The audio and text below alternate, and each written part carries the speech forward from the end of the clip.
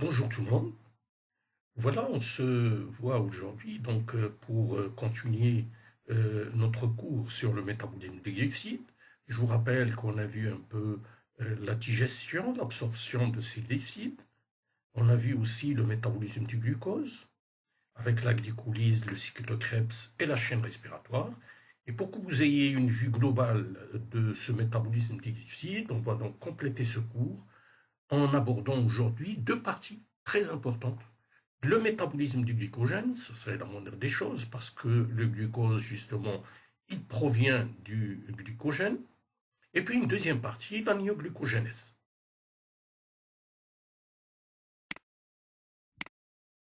Voici le plan que je vous propose, donc deux parties. D'abord le glycogène, un rappel sur la structure du glycogène, rapidement, parce que ça, vous l'aviez vu donc en S1, en biologie cellulaire, quand vous aviez étudié donc les macromolécules.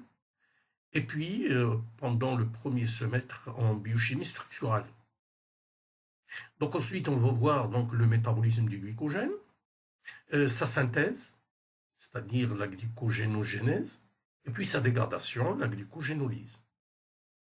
Sans oublier, bien sûr, d'aborder ces problèmes de contrôle et de régulation métabolique de cette molécule.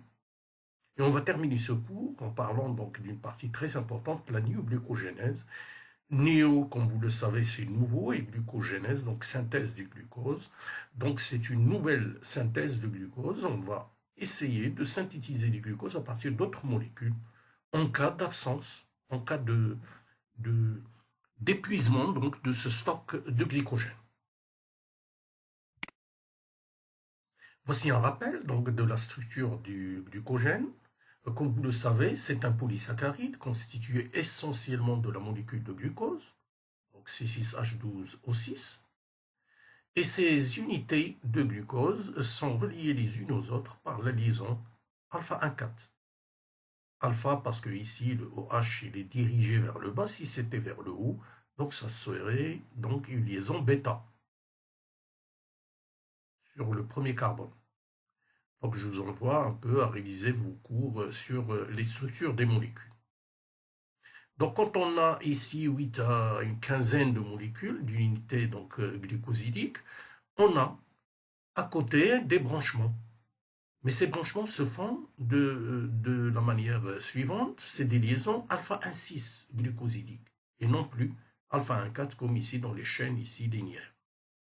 Donc ici alpha-1,6, ici vous reconnaissez donc le carbone 1 et puis ici le carbone 6 CH2OH qui a donné donc son OH pour faire une liaison avec le OH du carbone H de cette molécule de haut.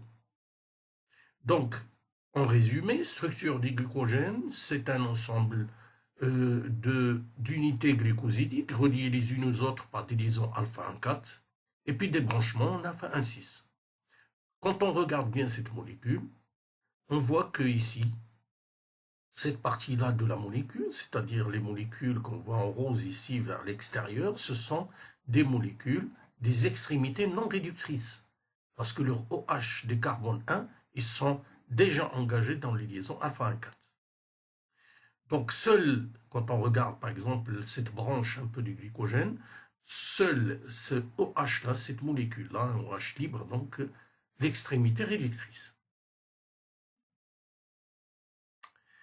Voilà donc pour la structure du glycogène. Ici, on voit ici schématisé ce branchement et ces liaisons sous cette forme ici, en bas.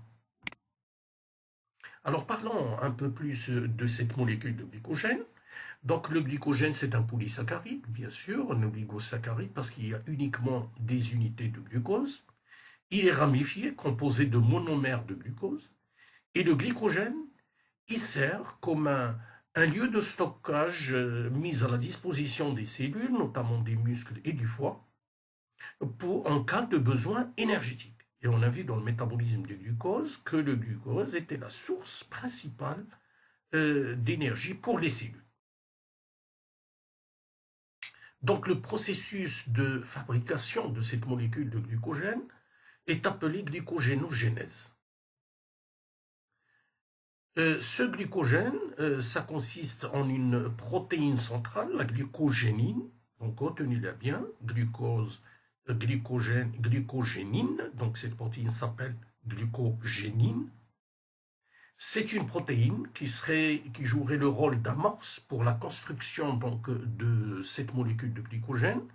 Et cette protéine va jouer un rôle très important parce que c'est sur elle que vont se greffer les unités de glucose. Et on aura à la fin jusqu'à 50 000 unités de glucose liées en alpha-1,4 glucosidique. Donc, cette molécule de glycogénine de départ, d'abord, il y aura des molécules qui vont donc se greffer sur elle. On aura à peu près 4 molécules qui vont se greffer à cette protéine. Et par la suite, une autre donc, enzyme de biosynthèse proprement dit du glucogène qui va intervenir, la glycogène synthétase. En cas de besoin, la cellule va faire appel donc à cette molécule stockée, qui est le glycogène, il va la dégrader pour libérer du glucose qu'elle va utiliser donc pour tirer son énergie. Et cette opération de dégradation du glucose, on va l'appeler glucogénolyse. Voilà, donc comme je vous ai dit, cette glycogénine, cette protéine donc de départ, c'est le point de départ de la formation du glucogène.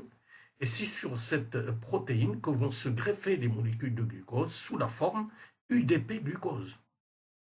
Ça, c'est la forme de transport de glucose. C'est sous cette forme que le glucose va se greffer à la protéine de glycogénine. Et on aura à la fin l'UDP libre et puis la partie glucose qui va se greffer sur cette protéine. Et comme je vous ai dit, quand on aura 4 unités glucosidiques reliées les unes aux autres en alpha-1,4 sur cette protéine, c'est là où va intervenir la glycogène synthase qui va continuer donc le travail de la glycogénine. Donc à ce moment-là, on aura donc d'autres unités de glucose qui vont se fixer sur les premières, sur ce noyau glucogénine. Donc retenez bien, une protéine au départ, la glycogénine, et sur laquelle vont se greffer quelques molécules donc, de glucose, et ensuite viendra la glycogène synthase pour continuer le travail et construire cette molécule de glucogène. Voici un schéma, un dessin qui vous montre un peu ceci, la glycogénine au milieu, la protéine de départ sur laquelle vont se greffer tous les branchements de glucose en chaîne linéaire alpha-1,4 et puis les branchements en alpha-1,6.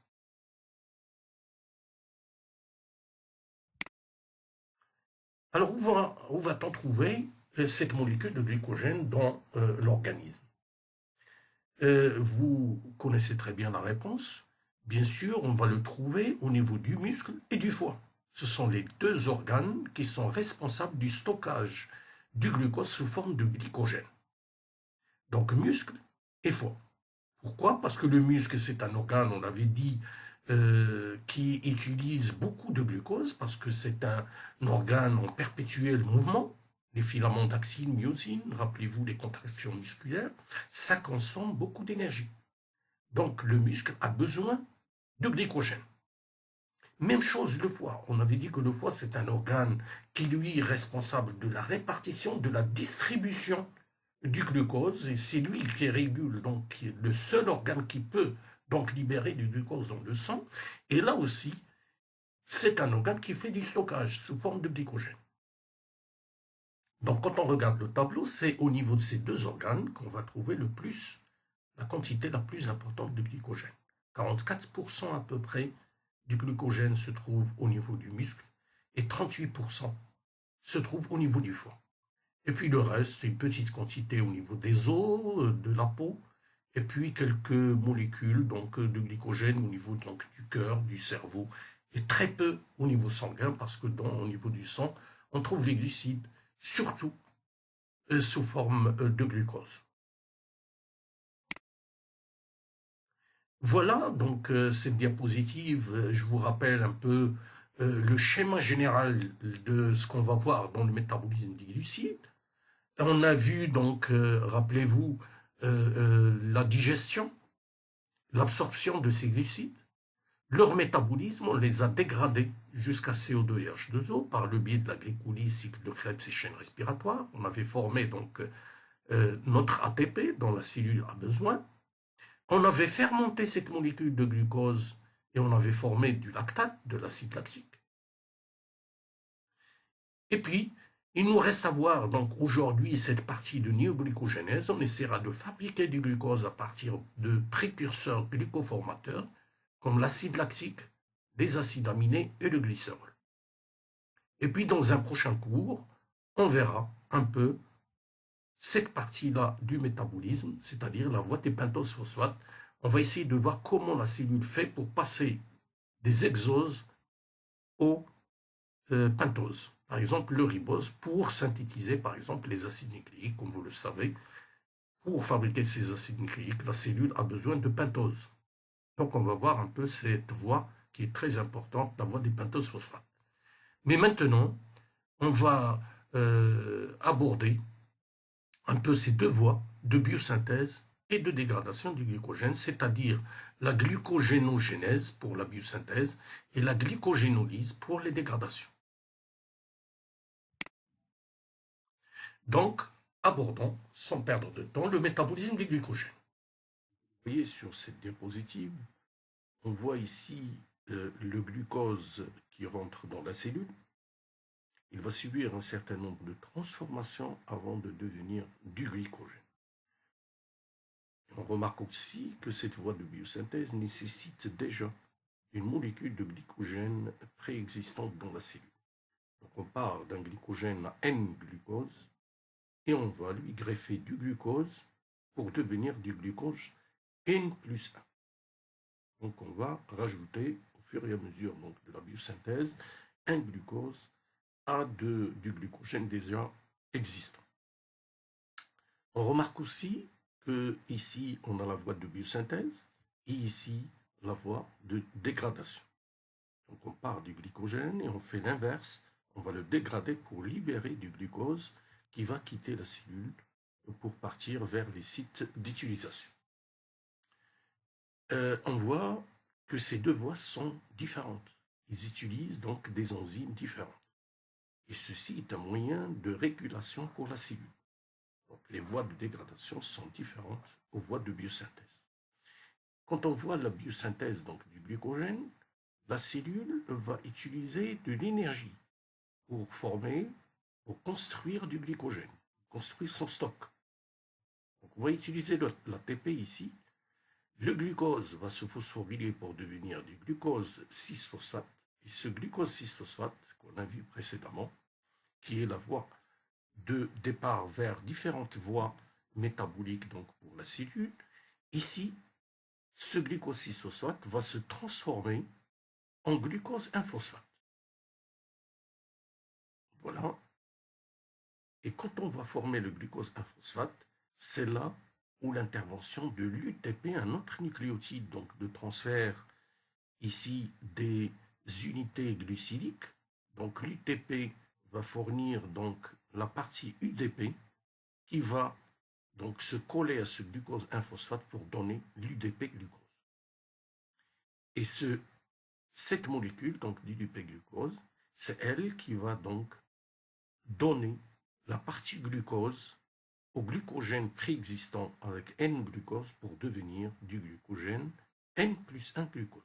Et la partie UDP est libérée et il peut par la suite revenir, se phosphoryler, devenir de nouveau de l'UTP pour aller chercher une autre molécule de glucose pour la greffer sur du glycogène. Et c'est ainsi que le glycogène va s'agrandir au fur et à mesure du temps. Cette biosynthèse, comme vous le savez, va se passer dans deux organes cellulaires très importants, le foie et le muscle. C'est là où se passe le stockage donc, des glucides sous forme de glycogène chez les animaux. Par contre, si on regarde ici la voie de dégradation va donc, comme je l'ai dit précédemment, emprunter d'autres voies différentes donc, de la voie de biosynthèse. Et on voit l'inverse ici. l'intervention d'un ion inorganique phosphate qui va donc permettre à l'enzyme qui va faire la dégradation, qui va décrocher une unité de glucose et va la libérer sous forme de glucose 1-phosphate. Et le glucose 1-phosphate, par mutation, va devenir du glucose 6-phosphate, qui peut à ce moment-là, déjà, si la cellule a besoin d'énergie immédiatement, va emprunter la voie de la glycolyse pour être dégradée et former donc de l'ATP. Sinon, si la cellule a besoin donc d'exporter ce glucose vers d'autres sites d'utilisation, le glucose 6-phosphate va se déphosphoryler grâce bien sûr au phosphatase et ce glucose-là va donc quitter la cellule et va emprunter donc la voie vers le site d'utilisation. J'ouvre une parenthèse ici, toutes les cellules ne peuvent pas faire donc cette sortie de glucose. Seul le foie, comme on l'a dit précédemment dans d'autres cours, le foie est le seul distributeur pour notre organisme, nous les humains. Donc le foie est le seul qui va contenir cette enzyme donc de phosphatase qui va redonner du glucose libre qui va quitter donc la cellule et partir vers d'autres sites. Voyons voir en détail un peu l'intervention des enzymes, comment ils fonctionnent. Première enzyme, c'est l'enzyme qui va donc coller la partie nucléotide UTP sur le glucose, un phosphate, pour devenir l'UDP-glucose. On a vu que pour augmenter donc le glucogène d'une unité, il va falloir utiliser de l'UDPG. L'enzyme ou les enzymes qui interviennent ici n'utilisent pas directement le glucose 1-phosphate. Donc on va le transformer en UDP-glucose avant de le greffer sur du glucogène préexistant. L'enzyme qui fait donc ce collage entre le nucléotide et le glucose pour former l'UDP-glucose s'appelle le glucose 1-phosphate uridyltransférase. Donc, on va transférer d'uridyle sur du glucose 1-phosphate. C'est pour ça que l'enzyme s'appelle glucose 1-phosphate uridyltransférase. On peut aussi l'appeler UDP-glucose pyrophosphorylase. Pyro pour les PP. Quand on a deux phosphates ici juxtaposés, P attaché à P, on parle de la molécule PP ou la molécule pyrophosphate. C'est pour ça l'enzyme ici, on peut l'appeler UDP-glucose pyrophosphorylase. L'enzyme qui va augmenter d'unité du glucose préexistant va s'appeler du glycogène synthétase.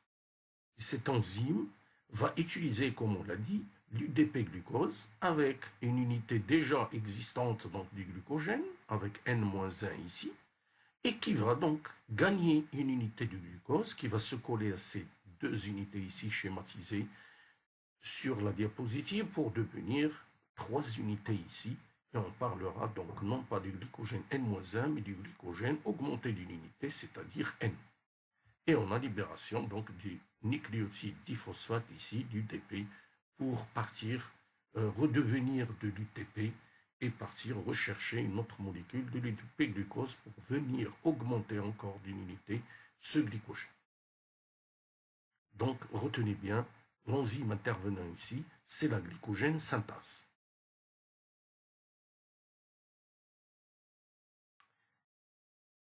Pour les dégradations, c'est le chemin inverse, mais qui va emprunter des voies différentes de la biosynthèse. On a déjà ici une unité de glycogène, schématisée ici par ces 3 molécules de glucose attachées les unes aux autres. Et on va faire intervenir un ion phosphate inorganique ici, qui va jouer un rôle qui est le même que celui que jouerait l'eau dans une réaction d'hydrolyse. Donc il va fournir ici son OH, et de l'autre côté PO3.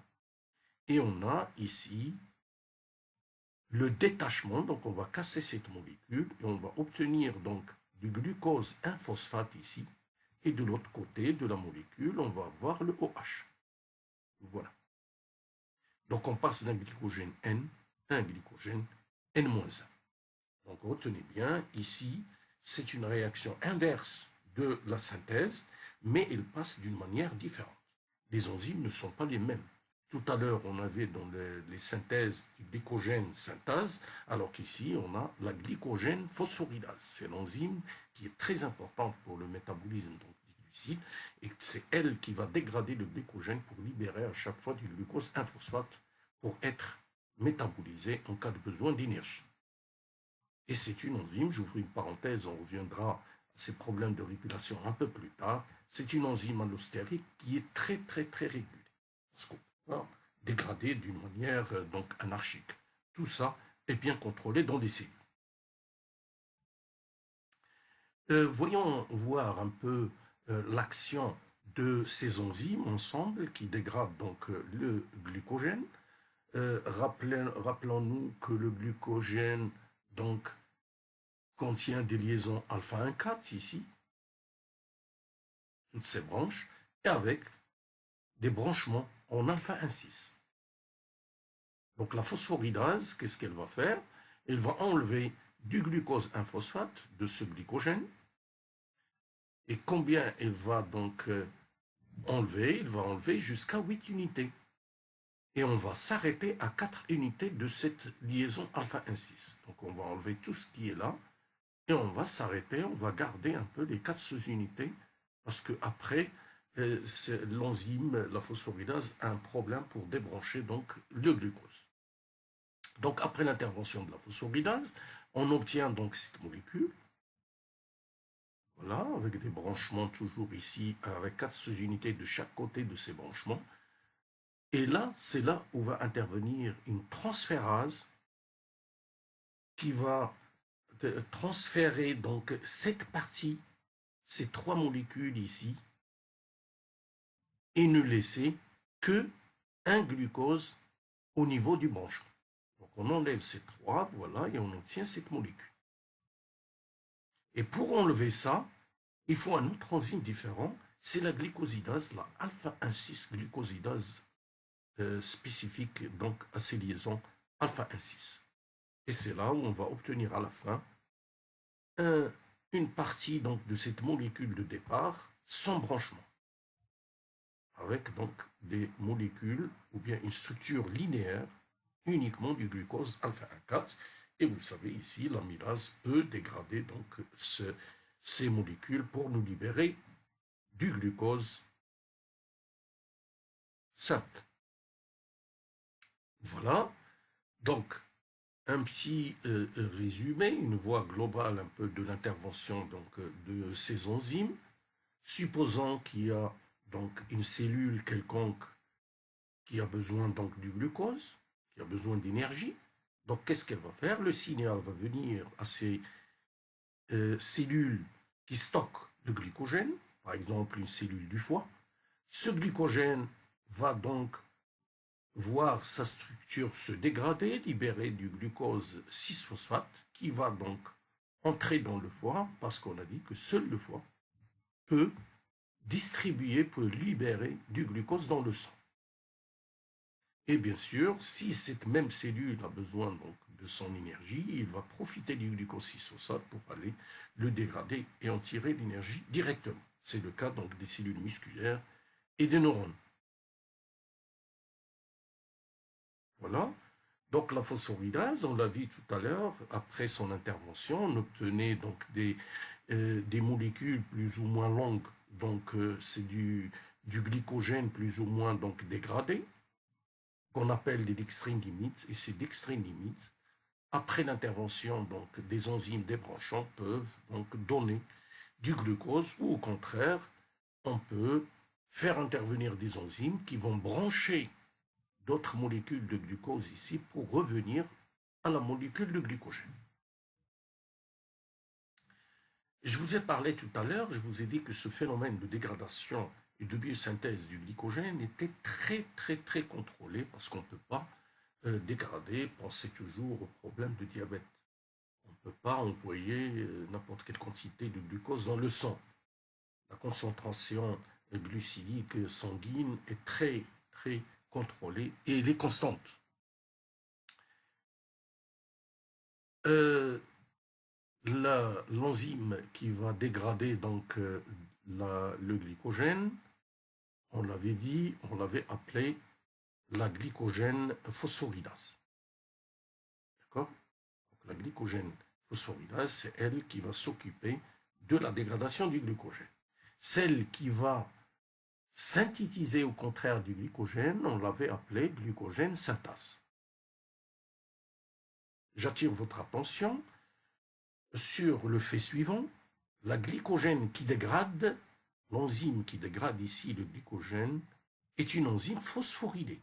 Sa forme active est phosphorylée. Au contraire, l'enzyme qui synthétise donc le glycogène, il est inactive quand elle est phosphorylée. D'accord? Donc là, c'est la différence, c'est une différence très importante à comprendre pour justement pouvoir suivre un peu le fonctionnement de ces enzymes.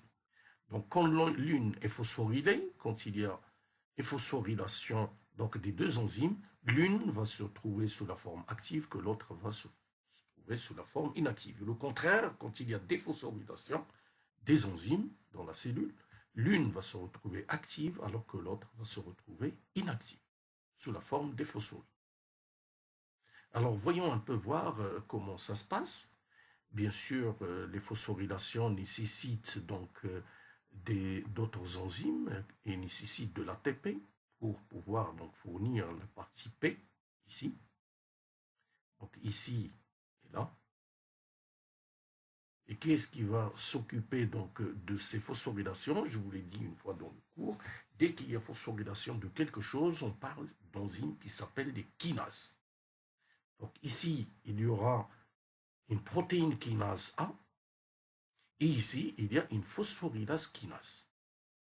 Celle-là va phosphoryler la phosphorylase pour devenir active, alors que celle-là va phosphoryler la glycogène synthase pour la désactiver. Quand elle est phosphorylée, elle est désactivée. Une remarque, cette protéine kinase ici joue un rôle central parce qu'elle va jouer à la fois sur la glycogène synthétase et sur la voie de formation, d'activation de la phosphorylase. Donc cette protéine kinase, elle est dépendante de l'AMP cyclique. L'AMP cyclique, comme vous savez, c'est un messager chimique secondaire qui joue un rôle très important dans les régulations métaboliques, hormonales en général des cellules. Alors on a cette protéine kinase qui est sous la forme, si vous voulez, inactive sans AMP cyclique, et quand il y a de l'AMP cyclique, cette protéine kinase va s'activer et c'est là où il va pouvoir phosphoryler à son tour donc la glycogène synthase d'un côté pour l'inactiver et de l'autre côté, elle va phosphoryler la phosphorylase kinase qui est sous la forme inactive et qui va devenir de la phosphorylase kinase active. En présence d'ATP bien sûr et du calcium. Le calcium, c'est un signal aussi, c'est un messager chimique secondaire qui vient jouer un rôle très important ici dans les activations donc, des enzymes. Et une fois activée, la phosphorylase kinase ici, elle va phosphoryler à son tour du glycogène phosphorylase B pour devenir du glycogène phosphorylase A, phosphorylée active, et c'est là où elle va pouvoir dégrader du glycogène et enlever donc les unités de glycogène pour les libérer sous la forme de glucose 1-phosphate. Donc ici, on a une sorte de cascade. Chaque enzyme qui est sous une forme inactivée va s'activer et il va à son tour activer d'autres enzymes jusqu'à l'enzyme finale qui va avoir une action directe sur la molécule de glycogène. Une autre diapositive qui nous montre un peu ceci, mais là on va faire intervenir des molécules externes à la cellule, par exemple ici le glucagon. Comme vous le savez, le glucagon, contrairement à l'insuline, le glucagon c'est une hormone hyperglycémiante. Donc il va favoriser la libération du glucose pour augmenter la concentration du glucose, de la glycémie, donc au niveau sanguin. Donc il va automatiquement, ce qui est logique, favoriser la dégradation du glucogène. Donc, il va favoriser ce passage de la phosphorylase B à la phosphorylase A, phosphorylée active, qui, elle, va dégrader le glucogène. Donc, comment ça va se passer dans la cellule? Donc, on a des récepteurs pour ces hormones. Une fois l'hormone donc attachée à son récepteur, l'intervention d'une protéine G, ça on aura l'occasion d'en parler, ces protéines vont intervenir donc pour activer une enzyme membranaire qui s'appelle l'adénylate cyclase, et cette adénylate cyclase va s'activer donc grâce à ces protéines G. Donc, l'adénylate cyclase, une fois activée, c'est elle qui va nous permettre de passer de l'ATP à l'AMP cyclique. Et rappelez-vous le rôle de l'AMP cyclique, on a dit que c'est elle qui va activer une kinase, les protéines kinases, jusqu'à l'arrivée à la phosphorylase pour pouvoir l'activer à son tour. Donc cette protéine kinase, elle est schématisée par deux parties ici. Une partie régulatrice qui va donc s'attacher à l'AMP cyclique. Et voilà. Une fois attachée, cette sous-unité catalytique va se retrouver activée. Et une fois activées, ces sous-unités, ils vont activer à leur tour donc la phosphorylase kinase en présence du calcium et de l'ATP pour activer ou pour se transformer en forme phosphorylase kinase phosphorylée active qui, à son tour, va activer une phosphorylase B pour devenir une phosphorylase A phosphorylée qui, elle, maintenant sous cette forme phosphorylée, elle est active et elle va dégrader, comme on l'a vu dans la diapositive précédente, qui va dégrader le glycogène. Donc, c'est une forme de régulation. Elle est très longue parce qu'il y a plusieurs étapes. On passe par plusieurs choses. L'adénylate cyclase membranaire. Après, on va activer les sous-unités donc régulatrices de la protéine kinase A. Et ensuite, on arrive à la phosphorylase kinase qui, à son tour, va activer la phosphorylase B pour devenir phosphorylase A. Donc, ce chemin assez lourd, assez long pour la régulation donc, de ces enzymes, ça se comprend parce que on ne peut pas jouer avec la concentration du glucose. Une fois la phosphorylase B activée, le glucose va se déverser, va se détacher donc du glycogène, il va être libéré ou utilisé pour soit la dégradation, ou on a vu tout à l'heure, soit il va quitter la cellule pour aller vers les sites d'utilisation. Donc on ne peut plus revenir en arrière. C'est pour ça que la cellule prend toutes ses précautions et il va donc passer par plusieurs étapes avant d'activer l'enzyme nécessaire pour le détachement de ce glucose. Maintenant, on va passer à une autre partie qu'on appelle la nuoglucogenèse. Néo pour nouveau, gluco pour glucose et genèse pour biosynthèse. Donc, nouvelle biosynthèse du glucose. Donc ça, c'est un moyen, c'est une façon qu'utilisent donc les cellules pour synthétiser du glucose à partir d'autre chose, à partir de molécules glucoformatrices, mais qui n'ont rien à voir avec la structure glucidique. Voyons, on peut voir les réactions de cette néoglucogénèse. Rappelons un peu la voie de la glycolyse. Vous vous rappelez, on avait passé du glucose et suite à ces 10 réactions, on avait formé du pyruvate. Avec, bien sûr, en cours de route, seule cette étape était une étape oxydative.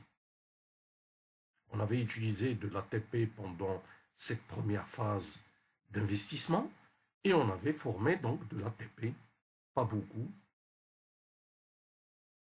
pendant la phase de production.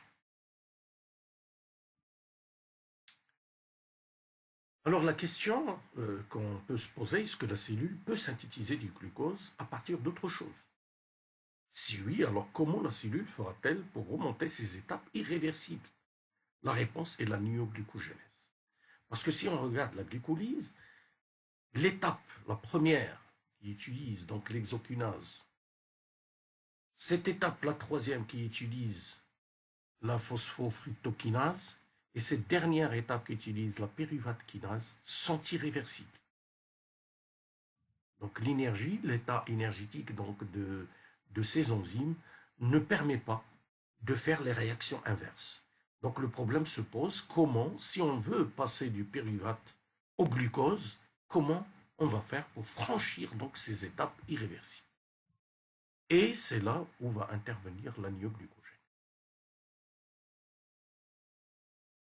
Alors, gardons un peu ces voies de glycolyse, de glycolyse pardon, devant nous et voyons voir comment la cellule va faire pour synthétiser du glucose, pour détourner donc ces étapes irréversibles. Alors, on va partir du bas, c'est-à-dire du pyruvate, et on va essayer de remonter vers le glucose. Alors, le pyruvate, il est là. La première réaction est irréversible. Donc, réaction de contournement. Donc, on va contourner, on va utiliser des moyens pour justement passer du pyruvate au PEP, c'est-à-dire le phosphoïnol pyruvate. Ici, toute une série de réactions qui sont toutes réversibles et on arrive donc à la dihydroxyacétone phosphate et glycéraldéhyde. Et c'est là où le problème va s'opposer à ce passage, à ce niveau-là, du fructose 1,6-phosphate au fructose 6-phosphate. Et ce passage-là va utiliser une autre enzyme différente donc de la kinase qu'on a vu dans la glycolyse, et on va utiliser la fructose 1,6-diphosphatase. Fructose 1,6-diphosphatase. Voilà, qui va nous permettre donc de libérer le phosphate et on va passer directement du fructose 1,6-diphosphate au fructose 6-phosphate. Ensuite, on tombe dans une réaction réversible, il n'y a pas de problème. On obtient du glucose 6-phosphate et là, la dernière étape, la dernière barrière à brancher, à passer, elle est irréversible et là encore, la cellule va utiliser un autre type d'enzyme que celui de la glycolyse, non pas une kinase, on va utiliser toujours comme ici une phosphatase et ici ça sera de la glucose 6-phosphate phosphatase. Et là, si on fait toutes ces réactions, on est passé donc le chemin inverse de la glycolyse du pyruvate vers le glucose. Donc on va voir un peu comment ça se passe cette réaction de contournement, la première.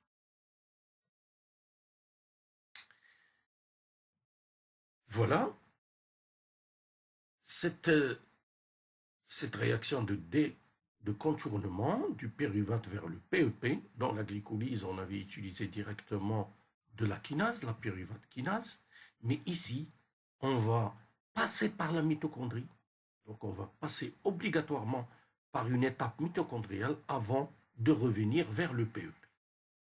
3 enzymes sont utilisées pendant ce contournement. Le pyruvate va subir l'action d'une carboxykinase et on va transformer le pyruvate en une molécule, vous connaissez très bien, l'acide oxaloacétique, et ensuite vers le malate. Et rappelez-vous le problème donc, des navettes dont on a parlé, seul le malate pouvait quitter donc la membrane mitochondriale. Donc le malate, quand il quitte, on va faire la réaction, l'action donc toujours d'une décarboxylase. On va décarboxyler donc ce malate pour revenir au PEP. Donc pyruvate, carboxylation, décarboxylation et on retombe dans le PEP.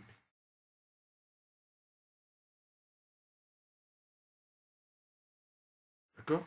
J'attire votre attention sur l'utilisation ici du GTP comme fournisseur donc de l'énergie pour cette transformation malate-PEP.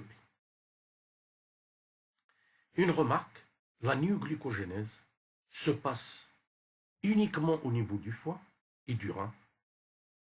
Toutes les cellules ne peuvent pas donc faire cette réaction de néoglycogénèse. parce qu'ils n'ont pas les enzymes nécessaires donc, pour. Pourquoi? Parce que seul le foie, on l'a dit, est un organe distributeur donc du glucose. Donc seul le foie peut, en cas de besoin, fabriquer du glucose à partir, par exemple, d'autres précurseurs glucidiques comme le glycérol, les acides aminés, ou bien faire directement, à partir du pyruvate, ces réactions inverses pour retomber, donc, pour reformer du glucose et pouvoir le distribuer ailleurs. Donc, retenez bien, en cas de besoin, d'autres précurseurs glucidiques, soit des acides aminés, par exemple ici on voit l'histidine, l'acide glutamique, la glutamine, la valine, l'isoleucine, l'asparagine, l'acide aspartique, etc. Ils peuvent donner lieu à du glucose à condition qu'ils partent dans la mitochondrie, formés de l'acide oxaloacétate à partir du pyruvate. L'oxaloacétate ne peut pas quitter, donc qu'est-ce qu'il va faire? Il va se transformer en malate et seul le malate peut quitter donc la mitochondrie, reformer l'oxaloacétate dans le cytoplasme et ensuite, bien sûr, on va remonter vers le PEP et petit à petit, on va vers le glucose en utilisant bien sûr les phosphatases qu'on a vues au niveau des voies irréversibles.